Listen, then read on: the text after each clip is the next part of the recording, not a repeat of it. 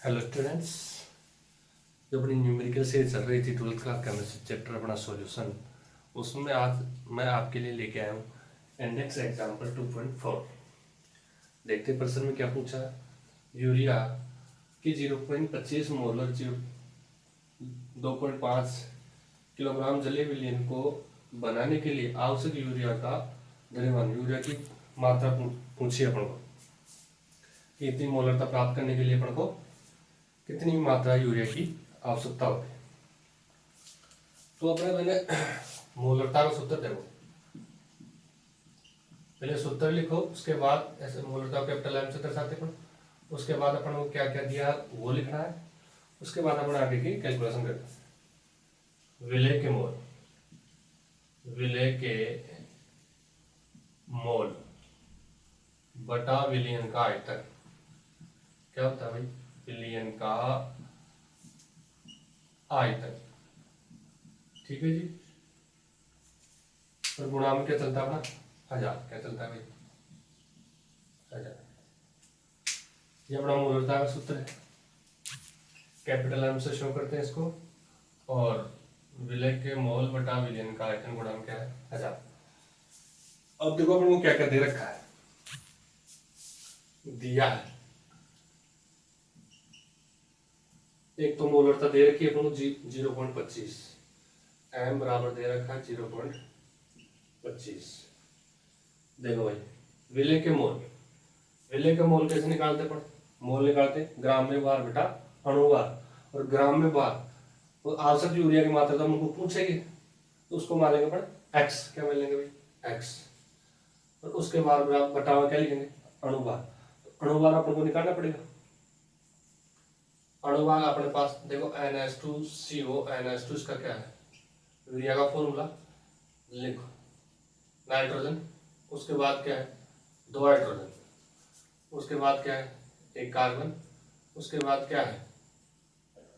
1 oxygen. 1 oxygen है भाई।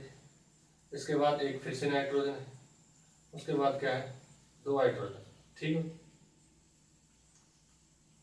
अब नाइट्रोजन का परमाणु भार कितना होता है? 14। हाइड्रोजन का होता है 1, 2 के लिए क्या होता है? 2। कार्बन का कितना होता है? 12। एक कार्बन है तो 12 का 12।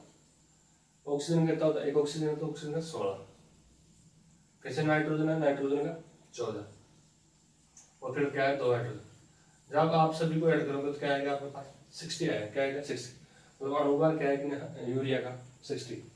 अब विलय का मोल पूछा पड़ो, विलय का मोल बटा ग्राम में भार बटा अणुभार। ग्राम में भार तो अपन को पूछा, निकालना ही है प्रश्न में, तो उसको मैं क्या मान रहा हूँ? एक्स। और अणुभार अपन ने निकाल लिया, तो विलय के मोल की जगह लिखेंगे अपन x/60। अब आता है विलयन का आयतन। क्या आता है भाई?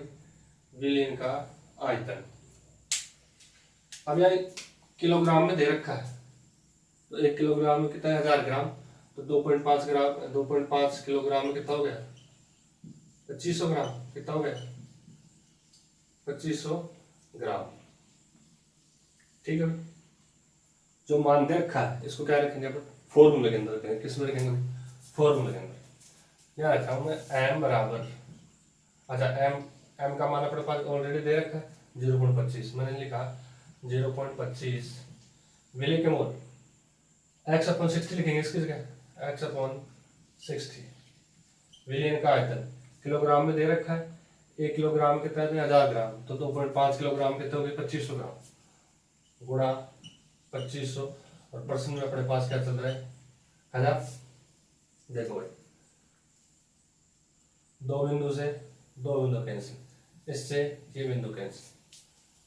अब क्या रखेंगे? इसके नीचे एक रखेंगे, इसके नीचे एक। अब क्या करेंगे? इनको वज्र गुणा। क्या करेंगे भाई? वज्र गुणा करेंगे। इन दोनों क्या करेंगे? वज्र गुणा।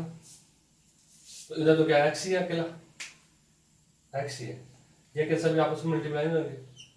0.25 गुणा 6 गुणा 25, ठीक है भाई। अब इन सभी को आप मल्टीप्लाई करोगे, तो आएगा आपके पास 37.5 ग्राम। कुल मिला के इतने ग्राम मात्रा के अपन को, इतने ग्राम 37.5 ग्राम यूरिया की आवश्यकता होगी अपने को 0.25 मोलरता प्राप्त करने के लिए। तो मोलरता दे रखी थी और यूरिया का भार पूछा था।